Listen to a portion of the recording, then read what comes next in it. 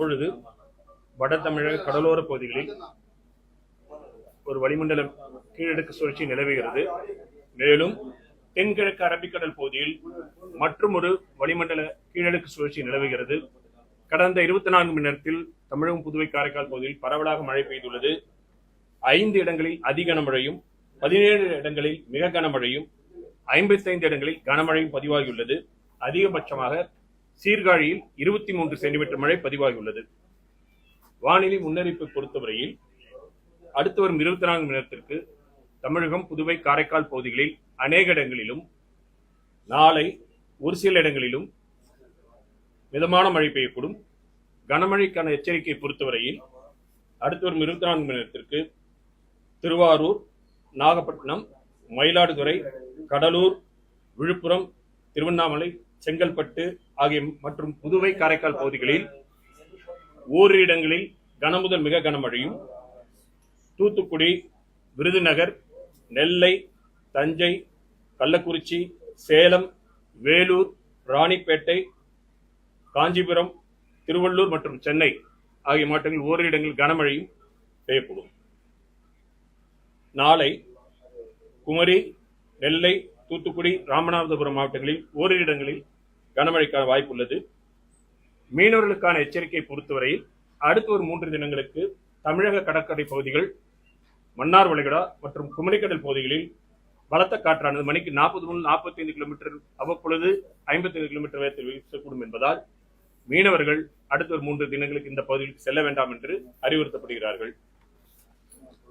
சென்னை மற்றும் புறநகரை பொறுத்தவரையில் அடுத்து வரும் 24 மணி நேரத்திற்கு நகரின் சில பகுதிகளில் மிதமான முதல் கனமழை பெய்யக்கூடும். அதாவது தற்பொழுது நிலவரப்படி பார்த்தீங்கன்னா வடகிழக்கு பருவமழை தொடர்ந்து விகரசா தான் இருக்கு. இப்போ நிலையில வந்து 5 தினங்களுக்கு மழை இருக்கு.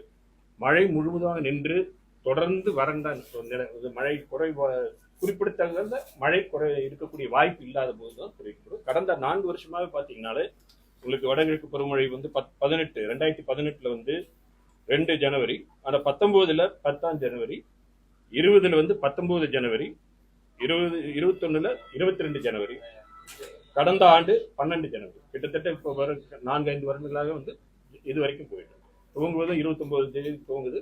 பின்னர் தொடர்ந்து கண்காணித்து தெரிவிக்கப்படும். நாளை மறுநாள் அதாவது அடுத்து வரக்கூடிய அந்த 2 தினங்கள் நம்ம சொல்லியிருக்கோம். அதுக்கப்புறம் வந்து மழை குறைகிறது. தென் மாவட்டங்களில் வந்து கனமழைக்கான வாய்ப்பு இருக்கு. அந்த இதுல அந்த குமரிக்கடல் அந்த பகுதிகளுக்கு, குமரை ஒட்டி இருக்கிற மாவட்டங்களுக்கு இப்ப வந்து பாத்தீங்கன்னா 11-12 தேதிகளை பொறுத்த வரைக்கும் அந்த இடத்துல வந்து ஒரு மழைக்கான வாய்ப்பு இருக்கு. சென்னை வட மாவட்டங்களை பொறுத்த வரைக்கும் இன்னைக்கு வந்து கொஞ்சம் மிதமானது இருக்கும். அதாவது ஸ்பெல்ஸா இருக்கும், ரெயின் ஸ்பெல் இருக்கும், கேப் இருக்கும், ரெயின் ஸ்பெல் இருக்கும். மொத்தமா பார்க்கும் பொழுது ஓரிரு பகுதியில் வந்து கனமழையா வரக்கூடும். பெரும்பாலும் 5, 6, 7 அந்த மாதிரி இதுல 5, 4 அதுல பெரும்பாலான இடங்கள்ல இருக்கும். ஓரிரு இடங்கள்ல வந்து கனமழைக்கான வாய்ப்பு.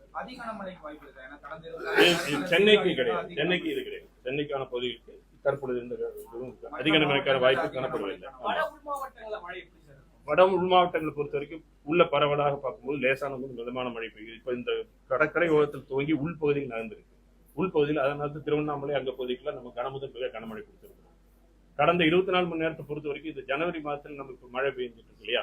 இப்ப நீங்க நம்ம பார்த்தோம் இந்த 5 இடங்கள் அதிக கனமழை, 17 இடங்கள்ல கனமழை, இதெல்லாம் பார்க்கும் பொழுது நாகப்பட்டினத்துக்கு வந்து புதுவை பொறுத்த வரைக்கும், புதுச்சேரி பொறுத்த வரைக்கும் இப்ப கடந்த 24 மணி நேரத்தில் பதிவானது 125 மில்லிமீட்டர்.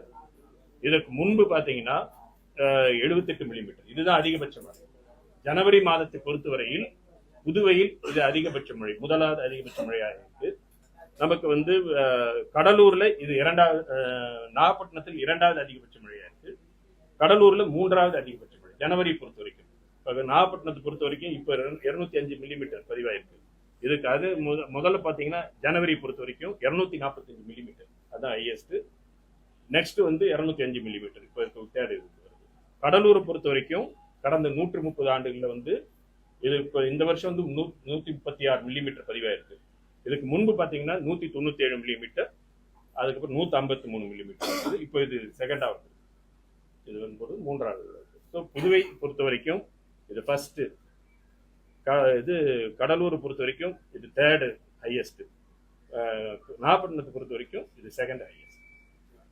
அதாவது ஜனவரி மாதத்தில் அதிக கனமழை, இந்த மாதிரி கனமழையை பொறுத்து அதிக கனமழை இல்லை, கனமழையை பொறுத்தவரை பதிவான கனமழை விவரத்தை பார்க்கும் பொழுது கடந்த 24 மணி நேரம் ரெக்கார்டை வச்சு பார்க்கும் பொழுது இது புதுச்சேரிக்கு இது ஹையஸ்டா இருக்கு. ஜனவரி இந்த சைக்கிள் எத்தனை நாட்கள் தொடரும்? எப்ப இருந்து இப்போ வந்து ஒரு 4-5 நாட்களுக்கு இப்போ இந்த மாதிரி இருக்கு. ஏன்னா நமக்கு வந்து தற்பொழுது பார்த்தோம்னா எல்லினோ ஆண்டு நமக்கு எல்லாருக்கும் தெரியும். எல்லினோ ஆண்டு வட இந்திய கடல் வந்து வெப்பமாக தான் இருக்கு இன்னும்.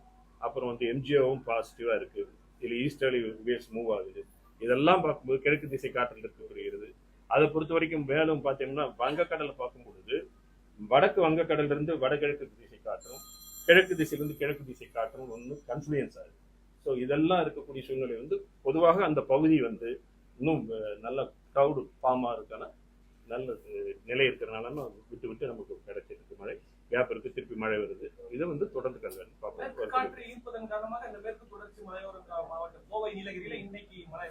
மேற்கு துறையில் இது கிழக்கு திசை காற்று தான் போயிட்டு இங்க கிழக்கு திசை. இப்பொழுது நம்ம கடலோர பகுதி அது உள் மாவட்டங்கள், அதுக்கு தான் நம்ம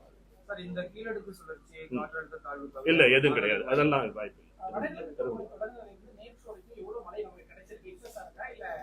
வடகிழக்கு பருவமழை பொறுத்த வரைக்கும் நாம வந்து வடகிழக்கு பருவமழை அப்படிங்கும்போது 3 மாத காலகட்டம் தான் இருக்கும். அக்டோபர், நவம்பர், டிசம்பர் அந்த 3 மாத காலகட்டம் தான் இருக்கும்.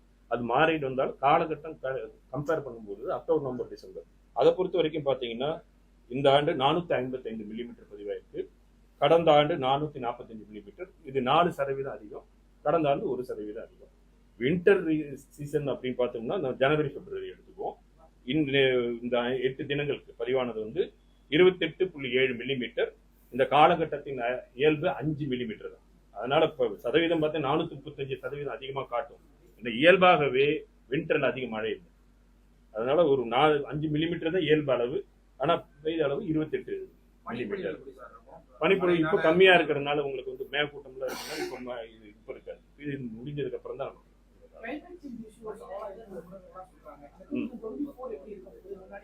அதெல்லாம் ஒண்ணும். நம்ம வந்து மீடியம் ரேஞ்ச் ஃபோர்காஸ்ட் தான். இந்த குளிர்காலத்துல இந்த மாதிரி அதிக கனமழை எல்லாம் பெய்யறதுக்கு வாய்ப்பு இருக்கா? இந்த தடவை நாம 5 டேஸ் ஃபோர்காஸ்ட் தான் பார்த்துட்டு வரோம். 5 ஃபோர்காஸ்ட் தான் பார்த்துட்டு வரோம். நம்ம மந்த்லி ஃபோர்காஸ்ட் வந்து மந்த் எண்ட்ல வரும்.